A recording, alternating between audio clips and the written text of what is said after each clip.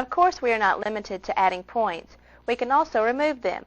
And if we add a point to a curve or simply create a curve accidentally, we can convert the curve to a corner or a corner to a curve. To remove a point from the path, we activate the pen tool flyout and select the tool with the minus symbol in the upper right corner of the icon.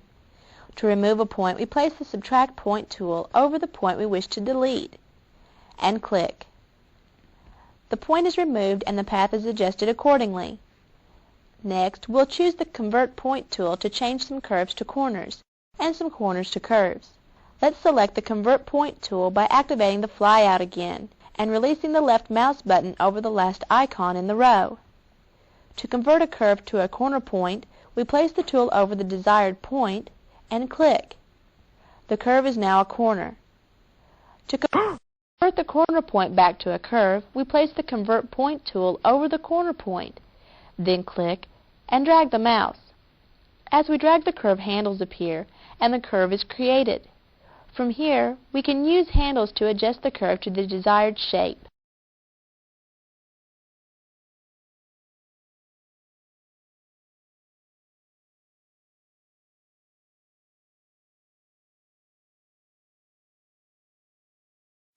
Now we use the Paths palette to change the path to a graphical part of the image. Now that we have created a path, what do we do with it? A path contains no graphical information and does not appear when we print. However, a path is a great way of defining exact selections and creating graphics. Let's begin by observing the Paths tab from the palette. We see the work path is displayed in the same way layers are displayed. To turn the path into a graphic element, we click the black arrow on the side of the palette.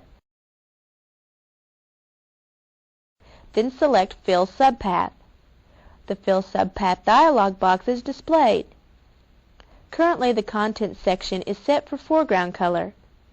We'll leave foreground selected. Next is the Blending section. We use these options to determine the opacity of the fill. If we want the fill to be semi-transparent, we would change the opacity to less than 100%. We do, so type 75 in the opacity box. We'll leave the mode set to normal, although the same modes, which we discussed for the gradient and layers, are available here as well. We'll also leave the rendering option set to anti-aliased, so the fill will have smooth edges. We click OK. And the path is now filled with the current foreground color, and the earth now has a ring.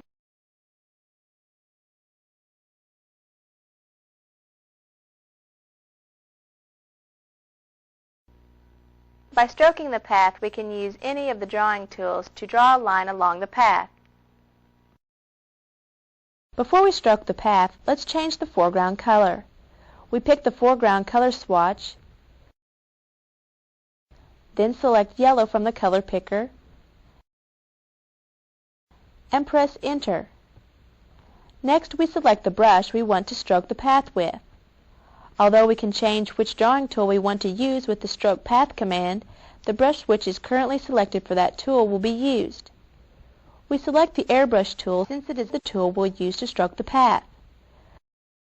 Then select the smallest brush from the second row of brushes. Now we click the black arrow in the Paths palette and select the Stroke Subpath command. In the toolbox, the airbrush is currently selected.